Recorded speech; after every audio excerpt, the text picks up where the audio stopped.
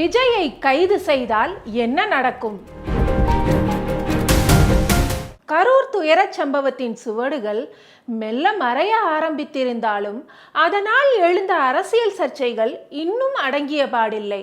மாறாக நாளுக்கு நாள் அது புது புது பரிணாமம் எடுத்துக்கொண்டிருக்கிறது. கரூர் சம்பவத்தில் தாவேகாவையும் அதன் தலைவர் விஜயையும் சற்று காட்டமாகவே சாடிய நீதிமன்றம் எடுக்கப்பட்ட நடவடிக்கைகள் குறித்து அரசுக்கும் சில கேள்விகளை எழுப்பியது. இதனிடையே விஜய் மீது போலீஸ் வழக்கு கூட பதிவு செய்யாதது ஏன் என கேள்வி எழுப்பிய விசிக தலைவர் திருமாவளவன், அப்படியானால் விஜய்க்கும் திமுகவுக்கும் உறவா என்று எசகு பிசகாய் கேள்வி எழுப்பியுள்ளார். இதற்கு சுற்றி வளைத்து பதில் சொன்ன அமைச்சர் துரைமுருகன், யாரையும் நாங்கள் தேவையில்லாமல் கைது செய்ய மாட்டோம், விஜய் மீது தவறு என விசாரணையில் தெரிய வந்தால் நடவடிக்கை எடுப்போம் என்றார். தீய சக்தி திமுக என மூச்சு விடாமல் சொல்லி வரும் அமமுக பொதுச் செயலாளர் தினகரன் கூட கூட்டணி கட்சிகள் கொடுக்கும் அழுத்தத்துக்கு கட்டுப்பட்டு விஜயை கைது செய்தால் அது தவறான முன்னுதாரணமாகிவிடும் என்பதால் முதல்வர் ஸ்டாலின் தனது பல ஆண்டுகால அரசியல் அனுபவத்துடன் செயல்படுகிறார் என்று அரசுக்கு நற்சான்றிதழ் கொடுத்து அதிமுகவிடம் வாங்கி கட்டி கொண்டிருக்கிறார். உண்மையை சொல்வதானால் தினகரன் சொல்வதும் சரிதான்.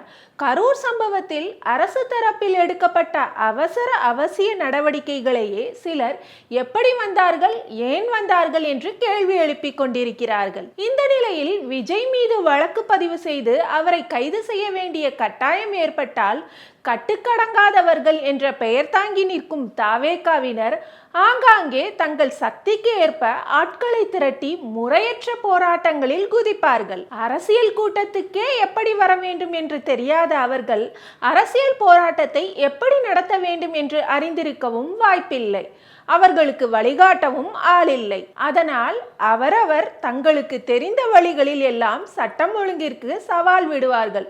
கூப்பிடும் தொலைவில் தேர்தல் வந்து கொண்டிருப்பதால் இதை சிலர் தங்களின் அரசியல் ஆதாயத்துக்காகவும் திருப்ப துணிவார்கள். ஆபத்து என்று தெரிந்தும் ஆர்ப்பாட்டம் காட்டுவதை குறைத்து கொள்ளாத விஜய் ரசிகர்கள் விபரீத போராட்டங்களை நடத்தியும் தங்களை பிரபலப்படுத்திக் கொள்ள துணியலாம். இது எல்லாமே காவல்துறைக்கும் அரசுக்கும் தான் பெரும் தலைவலியாக வந்து நிற்கும்.